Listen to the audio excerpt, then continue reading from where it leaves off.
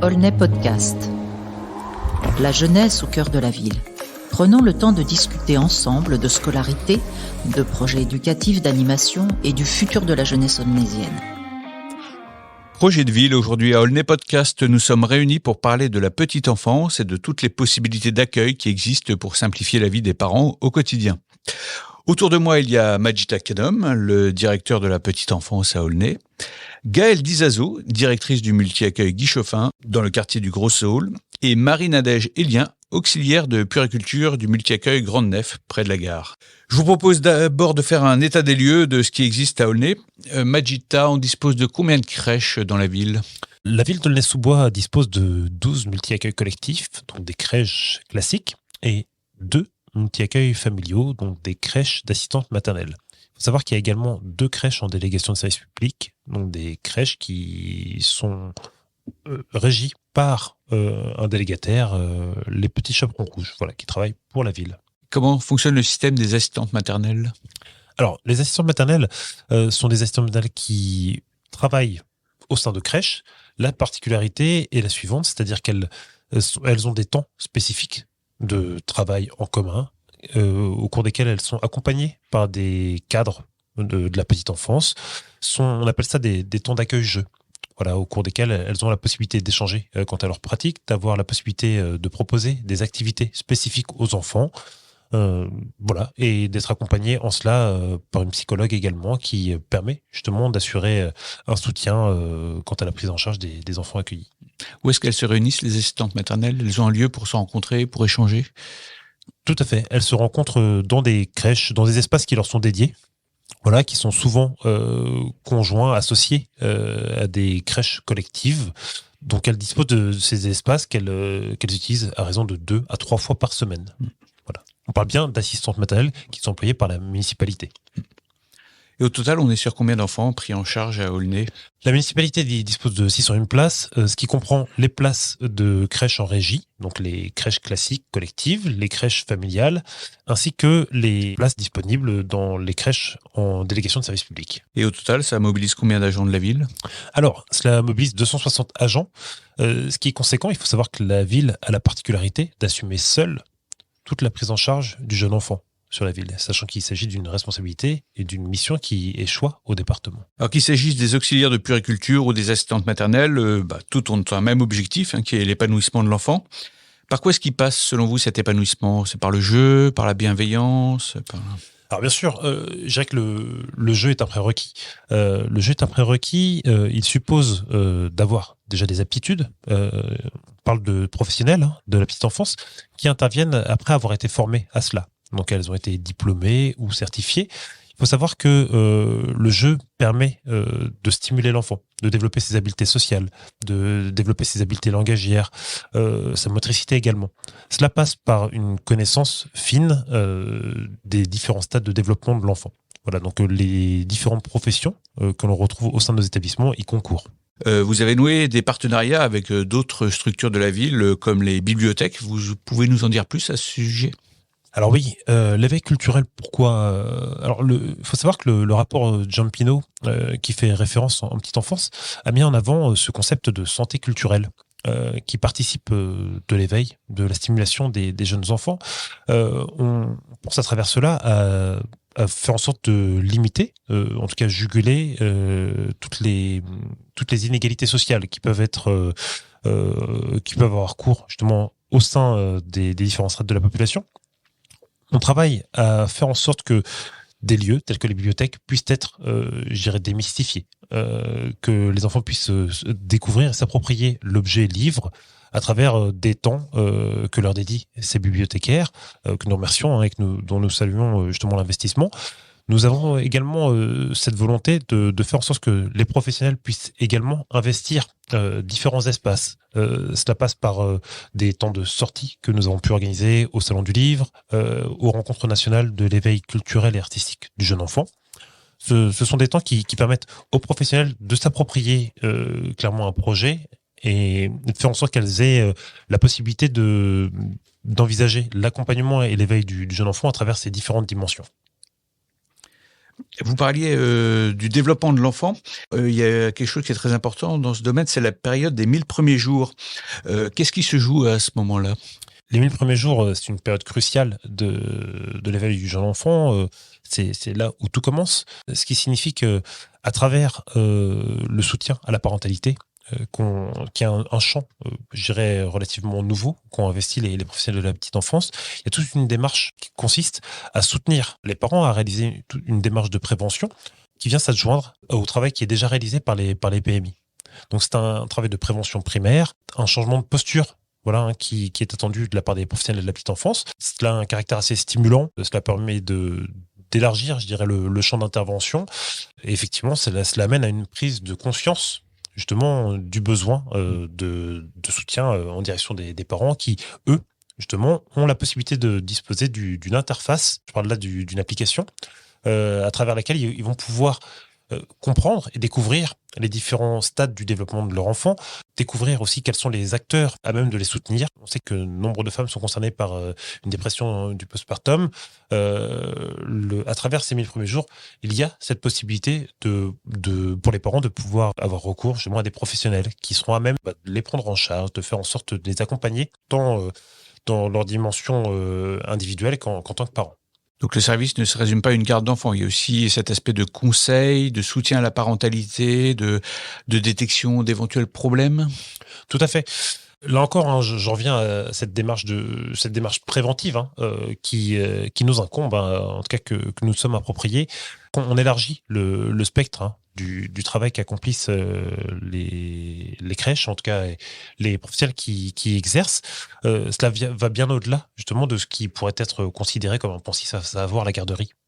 Bien au contraire, je dis, on parle de réduction des inégalités, on parle de soutien à la parentalité, on parle justement de développement des habiletés sociales. Cela doit permettre justement à des enfants d'éviter d'être confrontés à un déterminisme social.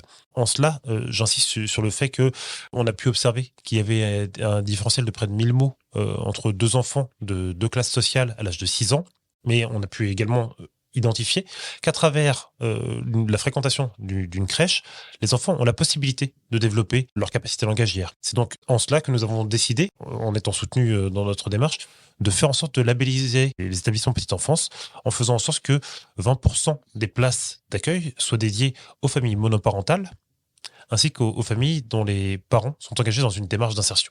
Il y a toute une démarche inclusive. Donc il y a un vrai rôle de réduction des inégalités. Tout à fait. Concernant l'accès pour tous à la crèche, on a aussi le cas des enfants qui présentent un handicap. Quelles sont les solutions dans ce domaine qui peuvent être proposées aux parents ? De solutions à proprement parler, je ne vais pas dire que la crèche, en tout cas les crèches, soient à même de porter seule toute la démarche d'inclusion d'enfants en situation de handicap. Il faut savoir que ce travail suppose une intervention transverse et surtout un partenariat. Un partenariat qui doit être fort, qui doit amener les différents acteurs, je parle de ceux du handicap à proprement parler, mais aussi ceux de la santé, à travailler conjointement. Nous, en tant que professionnels de l'accueil petite enfance, nous avons tout un travail de détection et d'accompagnement inclusif. Ce qui nous amène à travailler avec la mission handicap de la ville, à travailler avec le centre d'action médico-sociale précoce, avec qui nous avons noué des liens spécifiques, ainsi que l'unité de pédopsychiatrie de l'hôpital Robert Ballanger. L'idée étant que, à travers ces accueils, nous avons la possibilité de favoriser l'inclusion d'enfants, de travailler également au soutien de leurs parents. Il faut savoir qu'il y a aussi une démarche préventive, là encore, puisque les parents ont aussi parfois besoin de répit. Voilà. Ce qu'on comprend, c'est qu'il existe de multitudes de solutions pour les parents, pour la prise en charge des enfants, ce qui leur simplifie la vie. C'est un des objectifs que vous affichez, c'est que à Aulnay, on puisse concilier sa vie familiale avec sa vie professionnelle. Tout à fait. Il faut savoir qu'à travers les modes d'accueil, en tout cas, c'est une gageure de pouvoir favoriser l'insertion professionnelle, favoriser l'accès à l'emploi pour nombre de parents, faire en sorte que cette tension qui peut survenir lorsque des parents justement accueillent leur premier enfant à leur domicile puisse être pondérée par la possibilité de voir son enfant accueilli dans un lieu au sein duquel ils vont pouvoir le déposer en confiance chaque jour. Et comme directeur de la petite enfance, il y a un sujet qui vous tient particulièrement à cœur, c'est la formation du personnel et le développement d'une culture professionnelle pour tendre vers toujours plus de qualité. Quelle action est-ce que vous avez mis en place depuis votre arrivée, puisque vous êtes arrivé en 2020 de mémoire? Tout à fait. Là encore, la formation des professionnels et pour moi une gageur, on se sent sous des professionnels qui vont disposer de temps de formation, qui vont pouvoir être accompagnés dans le développement de leurs compétences, vont pouvoir partager une exigence. Ce sont des professionnels qui vont être à même de pouvoir répondre au mieux aux besoins de l'enfant. Voilà, il y a des besoins fondamentaux qui sont connus des professionnels.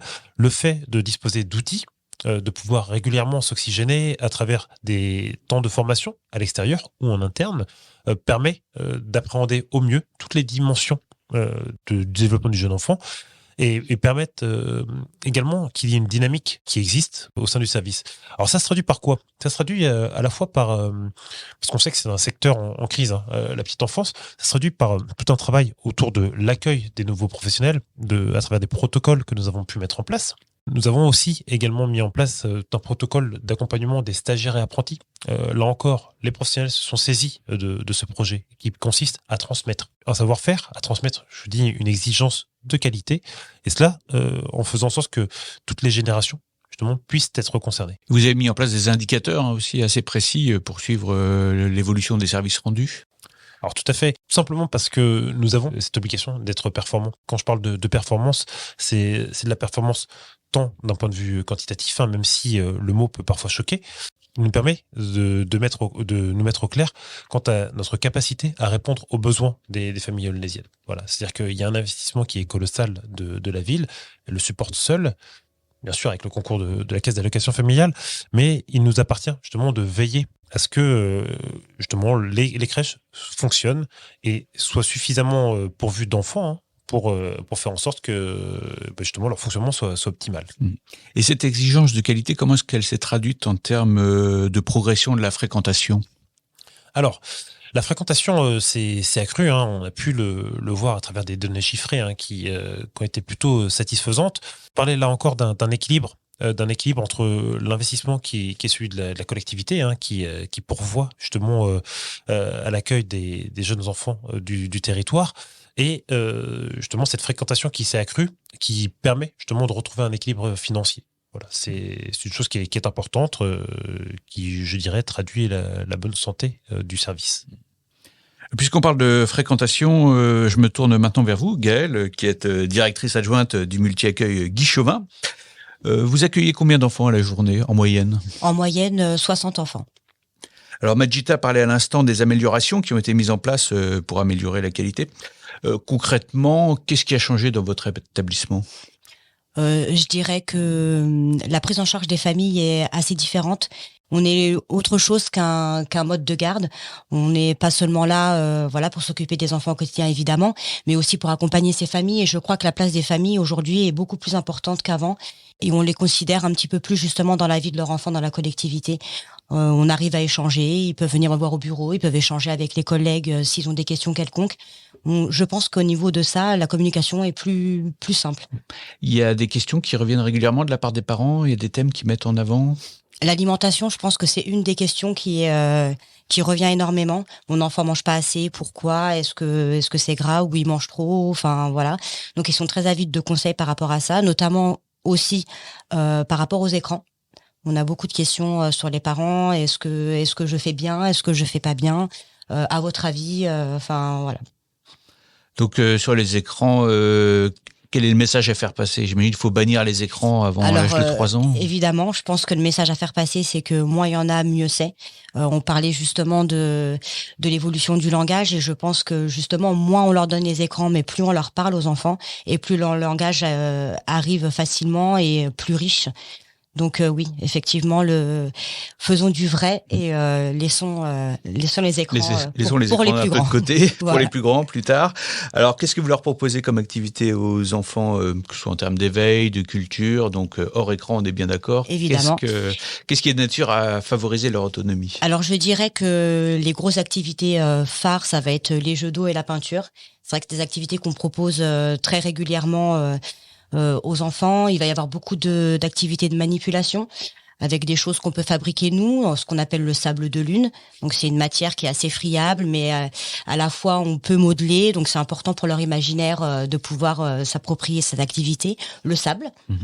les Lego, les Duplo, La pâte à modeler. Voilà, tout ce qui peut leur permettre d'utiliser leurs mains, d'utiliser leurs yeux et leur imaginaire. Donc ils aiment bien construire. Exactement, important de construire parce que on se dit qu'un enfant se construit en détruisant, donc on sait que les enfants vont s'amuser à construire des tours et puis machinalement la détruire. Ça fait partie de leur construction. On monte des étapes, on tombe et on remonte. Donc beaucoup de construction, beaucoup de manipulation avec les mains et voilà. Et les relations entre enfants aussi, c'est important. Ils apprennent les relations sociales, ils apprennent l'interaction avec l'autre. Alors c'est pas toujours évident au départ. Donc c'est vrai que dans la meilleure solution, d'abord on propose des activités de manière assez individuelle et on le voit quand ils sont au tout début des sections des moyens, ils sont très tout seuls, ils aiment jouer tout seuls parce qu'ils n'ont pas envie de partager, c'est très compliqué pour eux à cet âge-là. Mais on voit l'évolution au fur et à mesure, justement, ils s'approprient le groupe et au fil de l'année, on commence à proposer les activités à 2, à 3 et puis à 4 et on voit qu'il y a ce phénomène de groupe qu'on reconnaît beaucoup, notamment dans la section des grands où là il y a des affinités, on sent qu'il y a du copinage, des copains, des copines, d'autres qu'on aime moins bien. Mais c'est assez évolutif. Il faut vraiment, je pense au départ de la vie de l'enfant à la crèche, qu'il faut d'abord vraiment individualiser, établir des repères, une stabilité, pour après tendre justement à ce phénomène de groupe. C'est que vous prenez les enfants un par un, avec chacun sa personnalité. Exactement, dans la mesure du possible, c'est ce qu'on essaye de faire.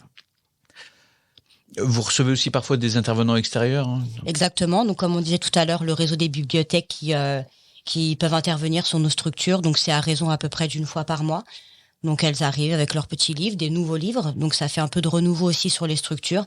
Et une autre personne que nous qui vient raconter a toujours un impact très différent sur le groupe d'enfants. On a notamment aussi une collègue anciennement auxiliaire qui vient nous présenter son kamishibai. Donc un petit théâtre japonais, donc c'est des histoires qui défilent, qu'elle nous raconte, avec une petite mise en scène à chaque fois, des petits spectacles appropriés pour Noël, pour les différents événements de l'année. Et puis on a aussi l'occasion dont on va avoir là à partir du mois de mars avec une association extérieure qui vont nous présenter des spectacles artistiques sur 2 structures de la ville. Ça leur plaît, ça fait travailler leur imaginaire, et comme ça peut leur donner envie d'inventer des histoires aussi. Exactement, et puis c'est surtout du renouveau, parce que nous, on leur propose des choses, c'est vrai. Après, c'est vrai qu'on propose quasiment tout le temps les mêmes choses. Et là, c'est des apports différents, avec des professionnels différents, qui ont une manière de raconter très différente de la nôtre. Donc ça fait toujours du bien pour nous, notamment aussi les professionnels et pour les enfants. Et quand ils sont contents, ils vous l'expriment comment ? Ça saute, ça rigole, ça veut se lever pour aller voir les artistes. Enfin, voilà. Donc vous constatez des progrès au quotidien en termes de langage. Oui. Ça se traduit comment ? Alors au niveau du langage, c'est vrai qu'au départ chez les tout petits, ça va se traduire par du babillage, ce qu'on appelle le babillage. Après, ça évolue avec des quelques mots, le fameux papa, maman, tata. Et puis après, on a des petits mots un peu plus construits, chien, et puis le chien. Et après, ça commence à faire plusieurs mots, puis des phrases. Donc c'est très évolutif sur les 3 années. C'est vrai qu'en règle générale, chez les grands, ils s'expriment de manière un peu comme nous. Enfin, ils s'expriment vraiment de manière très construite. Et voilà, chez les moyens, ça va dépendre de l'évolution des enfants aussi.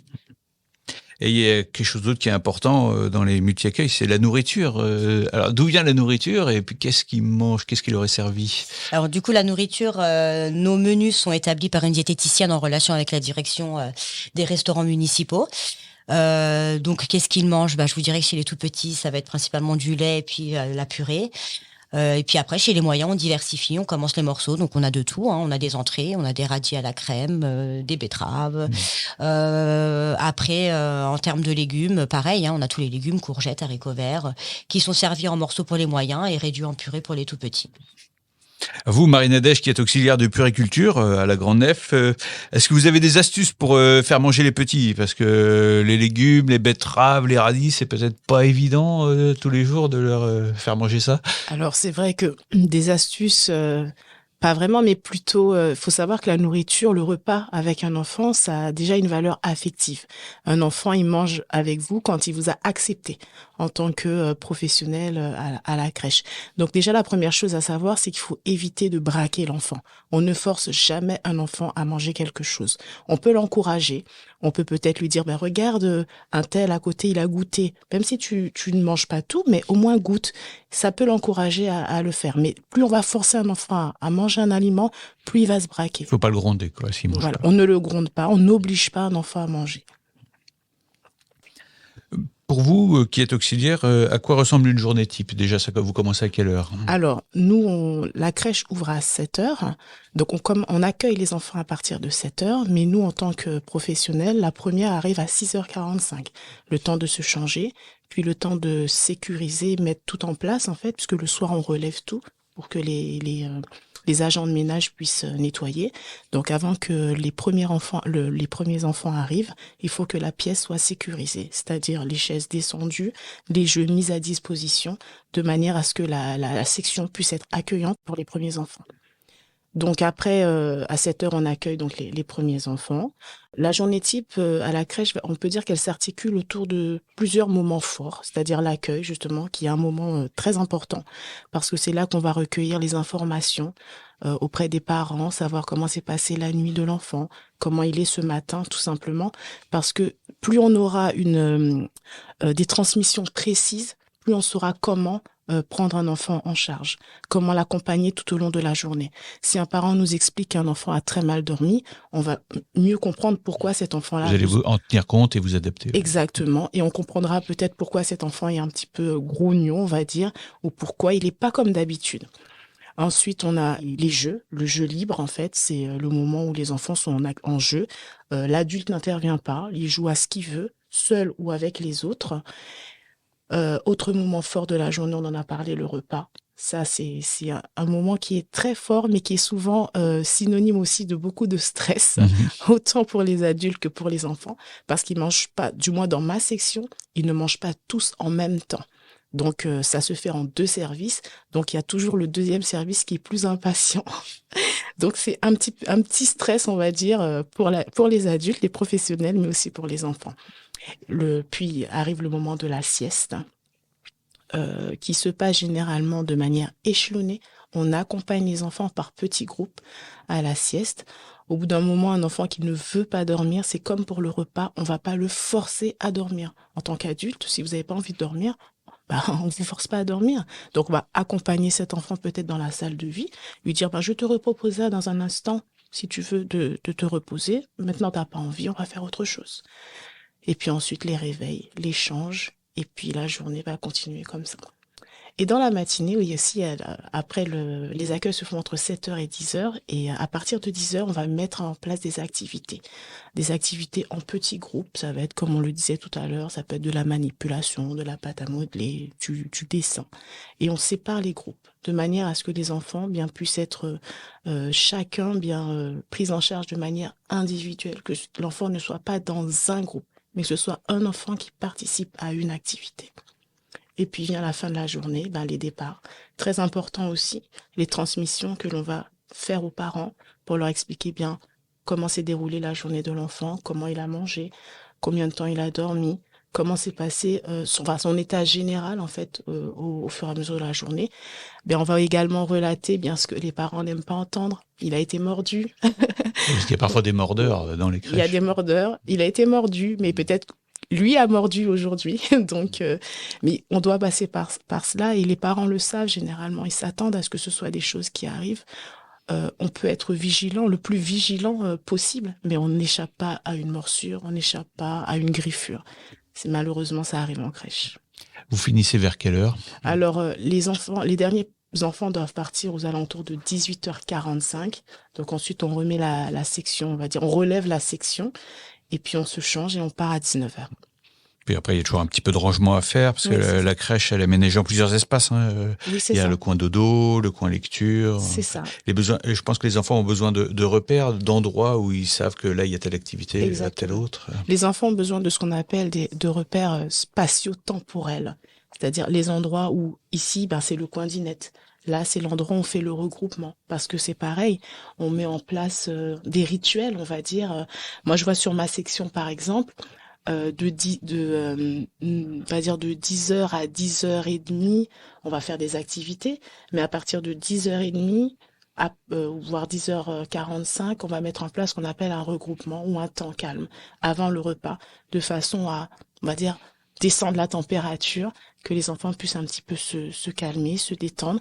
Et ce temps calme, ça peut être déjà l'appel qu'on va faire. On leur apprend à lever la main pour les préparer un petit peu à l'école. Ils apprennent les règles de la vie en société. Exactement. Puis ensuite, ça va être des chansons, ça peut être des histoires que nous on raconte ou bien des histoires que l'on va passer en CD. Et ça permet un petit peu, voilà, de se calmer un petit peu avant le repas. On dit que les enfants ont besoin de repères et aussi de régularité, de routine, vous confirmez? Oui, exactement. Les enfants, ils ont leurs repères, ne serait-ce que dans le dortoir. Chaque enfant a son lit au même endroit. Et dès qu'ils rentrent, même si nous, on met une affiche avec leur prénom au-dessus du matelas, pour le jour où une professionnelle n'est pas là, si quelqu'un d'autre remplace cette professionnelle, elle sache où l'enfant doit se coucher. Mais l'enfant, lui, en réalité, il n'a pas besoin de cette affiche. Dès qu'il rentre dans le dortoir, il sait très bien où se trouve son lit. Donc ça, je confirme, effectivement, les enfants ont besoin de repères. Ils peuvent venir avec leur doudou. Ah oui, heureusement, ce qu'on appelle cet objet transitionnel, ce petit bout de la maison, les enfants en ont besoin parce que en fait, ils sont pas forcément sécures au départ à la crèche, et le fait d'avoir ce petit bout là de la maison, de pouvoir avoir ces odeurs là qui sont les leurs finalement, bien ça les rassure. Et donc, ils sont autorisés à ramener le doudou. Et le doudou est à disposition. Ils le prennent quand ils veulent. Ils le déposent quand ils veulent. C'est comme la tétine. Ils le prennent quand ils veulent. Ils prennent la tétine quand ils veulent. Ils la déposent quand ils veulent. Et quand l'enfant fait une colère ou est en pleurs, pareil, comment est-ce que vous l'abordez, l'enfant, pour le rassurer, pour le calmer? Est-ce que vous avez des techniques, peut-être? Alors, le plus important, c'est l'enfant monte en tant qu'adulte. Nous, on doit diminuer, on va dire, la pression. Il ne s'agit pas de monter le ton aussi, au contraire. On va lui parler, il faut verbaliser, lui expliquer qu'on comprend pourquoi il est en colère. Ok, j'ai compris, tu n'es pas content parce que un tel t'a pris ton doudou. On va lui expliquer qu'il doit te rendre ton doudou, mais tu peux lui dire non, tout simplement. On va lui apprendre à verbaliser en quelque sorte bien son mécontentement. Et généralement, lorsqu'on prend l'enfant, on lui parle, on l'encadre en fait, que ce soit par nos paroles ou par nos gestes, puis on se rend vite compte que ça se calme. Ça, c'est un aspect qui vous plaît dans le métier, cette relation avec l'enfant et de pouvoir l'apaiser? Exactement, oui. Je me dis que c'est un métier qui nous oblige à développer certaines qualités, si on ne les avait pas au départ, telles que la patience, mais surtout la bienveillance, l'empathie, le fait de se mettre à la place de l'autre, à la place de l'enfant, mais aussi à la place de l'adulte, du parent, parce qu'il faut se souvenir que les parents nous laissent ce qu'ils ont de plus précieux, leur enfant. Donc, c'est pas évident de laisser son enfant à des inconnus. C'est ce que nous sommes au début, des inconnus. Oui, c'est une grosse responsabilité pour Exactement. Et donc, il faut se montrer digne, en quelque sorte, de cette responsabilité, être à la hauteur, de façon à ce que et les enfants et les parents soient sécures. Merci Marie-Nadège pour ce témoignage qui rend bien compte de la réalité d'un métier qui est pas toujours simple, mais manifestement très enrichissant. Majida, je reviens vers vous. L'an dernier, s'était tenue pour la première fois à Aulnay la semaine de la petite enfance. En quoi est-ce que ça a consisté et est-ce que cet événement sera reconduit? Alors, la semaine de la petite enfance, c'est un événement national que nous avons souhaité mettre en place. Nous avons bénéficié de fonds de la DRIET, c'est-à-dire de la préfecture de région, suite à un appel à projet que nous avons gagné, dont nous avons été lauréats. Le projet, là encore, consistait à faire en sorte que les professionnels soient remis au cœur, justement, de tout notre projet, à savoir faire en sorte que ces professionnels aient la possibilité de monter en compétences, d'acquérir des notions à travers l'intervention de professionnels intervenant sur des champs spécifiques, notamment la prévention de l'usage des écrans, la prévention bucco-dentaire, ainsi que la littérature jeunesse. Sont des thématiques qui clairement fédéraient l'ensemble des professionnels petite enfance et à travers lesquels nous avons pu mettre en valeur tout le travail qu'accomplissent les professionnels sur le champ de la littérature jeunesse au sein des établissements, puisqu'elles prennent le temps quotidiennement de raconter des histoires aux enfants, de développer leur imaginaire à travers ces temps qu'elle leur dédie. Là, à travers ces formations, nous avons pu à la fois mettre en exergue justement tout ce travail du quotidien, mais également faire en sorte que d'autres notions puissent leur être transmises. Pour ce qui est de la prévention de l'usage des écrans, de la même manière, nous avons eu l'opportunité que l'Open, l'Observatoire de la parentalité et de l'éducation numérique, vienne assurer justement tout un temps de formation. C'était extrêmement enrichissant. Clairement, il y a eu un satisfecit de l'ensemble des professionnels. Et pour ce qui se rapporte à la prévention bucco-dentaire, là encore, nous avons eu l'opportunité de bénéficier du concours de la CPM qui a permis justement que des notions, je dirais, élémentaires, que parfois on peut être amené à oublier au cours de sa carrière, ou justement dont on n'a pas une notion, puissent être remises à jour. Voilà. Vous parliez de la prévention bucco-dentaire. Quel était le message qu'il fallait vraiment faire très attention dès le plus jeune âge aux dents? Alors voilà, c'est-à-dire que même avant que les dents n'apparaissent, il est important justement que l'alimentation qu'évoquaient justement les équipes soit au cœur de l'attention des parents. C'est-à-dire qu'il y a toute une démarche de sensibilisation en direction des parents, de façon à ce qu'il y ait un certain équilibre qui soit respecté, de façon à ce que l'alimentation ne soit pas trop sucrée, par exemple, qu'il y ait justement cette vigilance quant à la nécessité de nettoyer régulièrement la gencive de l'enfant avant même que les dents n'apparaissent. Voilà, sont des notions, comme je vous le disais, sont élémentaires, mais qu'il est important de transmettre aux parents, de façon à ce que ceux-ci puissent les appliquer dans leur quotidien. Alors, cette semaine de la petite enfance, elle est réservée aux professionnels. Hein. Alors, justement, l'année dernière, il s'agissait d'une première, c'est-à-dire que nous avons eu justement le désir de faire en sorte que les professionnels puissent en bénéficier en priorité. Il y a eu 273 participants sur ces 2 jours et demi, au cours desquels nous avons été accueillis par le Théâtre Jacques Prévert, mais également le CAP, que nous remercions. Il faut savoir que cette année, nous allons faire en sorte d'ouvrir justement cette semaine de la petite enfance au grand public, en privilégiant dans un premier temps, bien sûr, la formation des professionnels, puisque je dis il s'agit de les remettre à l'honneur, mais nous avons également ce souci, à travers cette démarche des 1000 premiers jours, de faire en sorte que différents messages relatifs au développement du jeune enfant et à toute cette démarche de prévention puissent également essaimer à travers des temps dédiés, en tout cas ouverts aux parents. On a eu quelques professionnels de renom qui sont venus en juin dernier. Vous pouvez nous en parler un peu, peut-être des noms assez connus dans le domaine de la petite enfance? Alors, nous avons Chloé Séguré qui est venue, qui clairement est une personne qui est une formatrice en littérature jeunesse, qui travaille auprès de l'association Lire à Paris. Voilà, il s'agit d'une référence en matière de petite enfance. Je pense qu'il est important justement d'avoir cette opportunité, que le fait que des professionnels reconnus sur des thématiques telles que la littérature jeunesse puissent être associés à ce type d'événement, c'est une marque de considération à l'égard des professionnels du service. Je pense que ça participe aussi de l'élan et de l'appétence qu'elles-ci vont avoir à participer à ce type de formation. Voilà, il faut savoir qu'initialement, il y avait quelques réticences de la part de professionnels qui n'avaient pas participé à des formations depuis un certain temps, à s'inscrire à la semaine de la petite enfance. Beaucoup en sont repartis en étant particulièrement satisfaites. Voilà, donc c'est un plaisir de se dire que les professionnels peuvent aussi trouver un plaisir nourri à participer à ces temps. Il faut savoir qu'il y avait également Thomas Romer de l'Open qui était également présent, qui là aussi fait référence en matière de prévention l'usage des écrans, avec une approche qui consistait plutôt à accueillir l'écran et savoir réguler les temps d'usage plutôt qu'à le bannir de l'espace familial. Voilà. Donc cette année, de nouveau, nous allons réitérer et faire en sorte que cette semaine de la petite enfance puisse se tenir. On a des dates déjà? Elle aura lieu au cours de la dernière semaine de juin. Et ce sera ouvert aux parents? Certains temps seront ouverts aux parents, oui. Certains temps seront ouverts aux parents. Vous avez déjà un programme ou est-ce que c'est trop tôt pour annoncer peut-être déjà des invités? Alors, le programme est en cours d'élaboration. Voilà, nous savons qu'il y aura une thématique qui tournera autour du handicap. Voilà, qu'il y aura également ce temps de prévention lié à l'usage des écrans. Voilà. Et pour le reste, nous allons poursuivre justement tout le travail d'organisation et de préparation de cette semaine.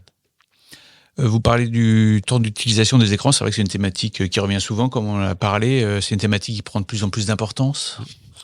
Effectivement, alors on sait que l'usage c'est démocratisé.